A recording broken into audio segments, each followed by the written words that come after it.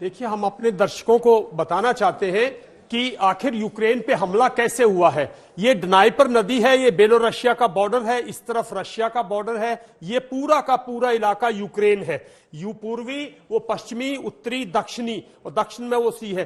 तो एक जो बेलोरशिया के जो मना कर रहे हैं, हम बेलोरशिया में बातचीत नहीं करें, क्योंकि बेलोरशिया की टेरिटरी से कीव की तरफ चर्नोबल, जो कि जितना बड़ा वहां घमासान वो हुआ था 30-35 साल पहले, जो ब्लास्ट हुए थे न्यूक्लियर, वो हुआ था डिजास्टर, उसके बाद एक नॉर्थ से आई है जो कि कीव की तरफ बढ़ी है। एक जो बहुत स्ट्रॉन्ग जो रशियन अटैक आया है वो सूमी से होता हुआ वो भी कीव की तरफ बढ़ा है। सूमी को पहले छोड़ दिया, इस इलाके को थोड़ा बहुत कब्जा कर लिया और वो कीव की तरफ बढ़ा है।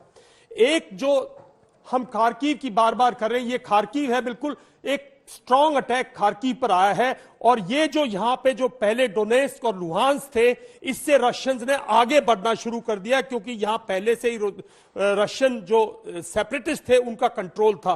डोनेस्क से, लुहांस से भी मैकेनाइज्ड कॉलम्स ने आगे बढ़ना शुरू कर दिया है। और नीचे जो है आप मारियोपोल का जो एरिया है, मारियोपोल का एरिया, यहां जो इनका फ्लीट है उसके साथ जो मैकेनाइज्ड कॉलम्स हैं उनका मारियोपोल पे और खेरसन पे और ओडेसा पे अटैक हुआ है। तो ये हुआ। और मिसाइल का जो हमला है, जो मिसाइल वॉरफेयर 3-4 दिन से चल रही है, जो एयर अटैक चल रहे हैं, देखिए ये है पोलैंड और ये इंपॉर्टेंट शहर है। यहां मिसाइल से लगातार अटैक हो रहा है और जो बात कर रहे हैं लोग कि कहीं से मदद आएगी, हथियार आएंगे, वो यहीं से आएंगे। जी, तो यहां पर ये आप पूरा इलाका देख रहे हैं और साथ में ये भी समझिए कि जो फाइटर प्लेन्स हैं वो भी अब कीव के आसमान में नजर आ रहे हैं। तो ये सारी चीजें यहां पर हो रही हैं, लेकिन कीव की जबरदस्त घेराबंदी कैसे की जा रही है, यहीं पर वो प्रेसिडेंशियल पैलेस है जनरल कुलकर्णी, जो निशाने पर है, और वहां घेराबंदी कैसे हो रही है। रशियन ट्रूप्स बताए जा रहे हैं कि लैंड कर चुके हैं वहां के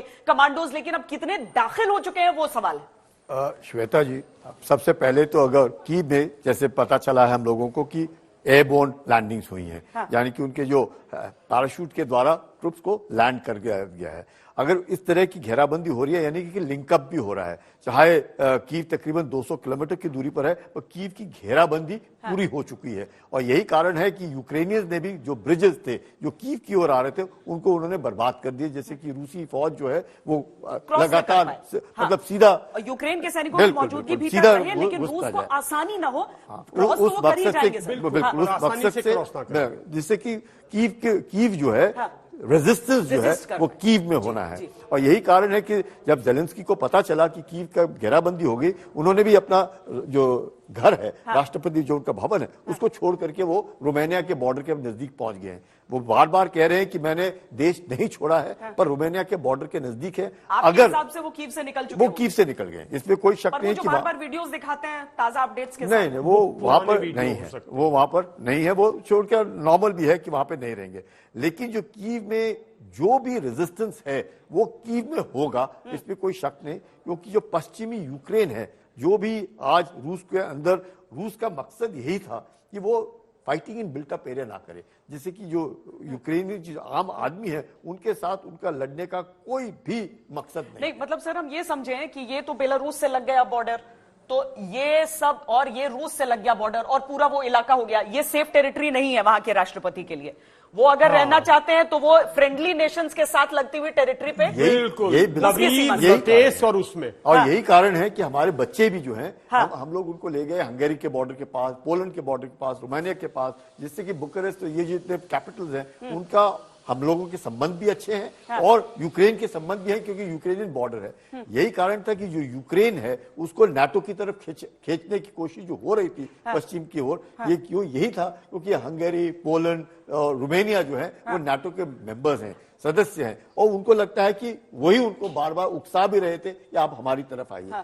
इसी कारण को लेकर के अब जो रूस है वो सोच रहा था कि 4-5 दिन के अंदर अगर लड़ाई खत्म हो जाती है और अब जो यूक्रेन है हथियार डाल देता है तो उतना ही आसान होगा। अब वो हथियार डालने के लिए अगर तैयार नहीं है और अब जो है लड़ाई थोड़ी मुश्किल होगी। वही पश्चिम देश भी चाहता है कि रूस जो है किसी तरीके से भी यूक्रेन के अंदर फंस जाए, वो उनके लिए एक वियतनाम बन जाए, उनके लिए एक अफगानिस्तान बन जाए, और क्योंकि जो रेजिस्टेंस है वो आएगा आम आदमी से। जैसे शबर साहब बता, खार्किव जो है वो क्योंकि रूस के बॉर्डर के नजदीक है, पुरानी राजधानी है, उसके ऊपर उनका कब्जा करना तकरीबन आसान होगा। लेकिन कीव जो है वो चाहेंगे, खुद भी चाहेंगे कि हम अंदरूनी जो लड़ाई है उस पर ना फंसे। यही नहीं, अब बार बार जैसे हम लोगों को पता चला कल चेक ने काफी एक हथियार दिए, स्मॉल आर्म्स दिए। ये स्मॉल आर्म्स देने का मकसद है कि इंसर्जेंसी जो है, रूस अपने आप को इतना आसान महसूस नहीं करेगा, चाहे कीव के अंदर आ जाए या खार्किव में चले जाए। उस चीज को मद्देनजर रखते हुए रूस चाहता है, जैसे हम लोग discuss, softening of the target.